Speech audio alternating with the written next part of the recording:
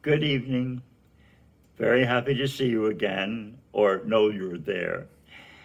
Tonight we're going to actually show you indeed, a film from Poland. Now, it's interesting to look back over Cine Clubs. We've had a film about China, and we've had a film about the South Sea Islands, and now we are going to Poland after the Second World War.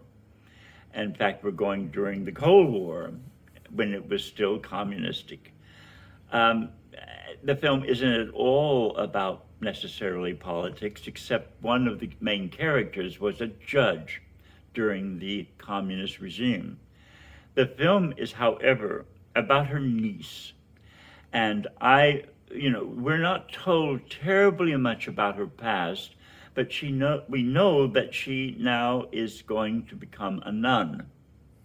And before she becomes a nun, the head mother suggests that she visit her aunt, who she has not seen, before she does that. So she goes to visit the aunt. And the first thing she finds out that she is Jewish. This already makes the film very, very unique. And the things that she discovers and what her aunt wants her to help her with help us to discover very much about the atmosphere of the Holocaust during this time in Poland. Those are the political implications of the film, but the film is much deeper than that because it has extremely spiritual moments, and it investigates how do you discover who you are? And of course, that's the thing I'm always interested in showing you, because that is the process of which you're involved, is that long road to discover who you are, what will actualize yourself, and how that happens. The interest of the film, however, to me, is the fact that when I saw it, the director, I will make a mistake probably pronouncing his name, but Pawlikowski, basically was unknown in the West. He had made a few films, but this was the first film that made him quite prominent in the West. It gave him a name. I see very few films, and I have seen so many over these years, that the minute I see them, I go, this director is a great director. He is going to give us some of our greatest films, and I have no question about this.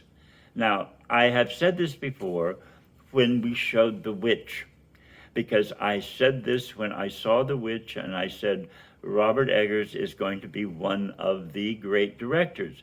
And he did not prove me wrong with his second film. In this case, the Polish director here did not prove me wrong in his second film, which is called The Cold War. Equally a great film that is equal to Ida. But there are things in Ida that make it exceptional even for itself. And those are all almost visual. It is one of the most visual, beautiful films that has been ever made. And it uses visuals in such a stunning and unusual way. We talk in filmmaking a little bit, a lot of you don't know, but these are sort of terms that we talk about to filmmakers, but we talk about what we call negative space. A negative space is the space around what you're looking at. It's the empty space that is around people, objects, buildings, whatever. And negative space is one of the great tools in filmmaking. This film makes it a narrative force in the film. And so I hope that you'll keep your eyes on how the compositions are composed, what they do dramatically to the film, how they isolate people, how they actually make people come together.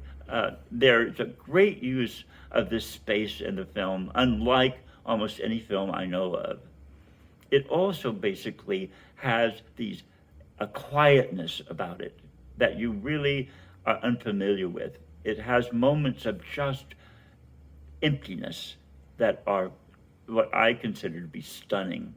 So I hope you'll pay attention to some of the things as you go through. But then, of course, it has extraordinarily fine performances and a very engrossing subject matter that should keep you engrossed throughout. And I would love to hear what you have to say in relationship to what you already know, what you have discovered in this film, and how it relates to some of the other films we've shown you this year.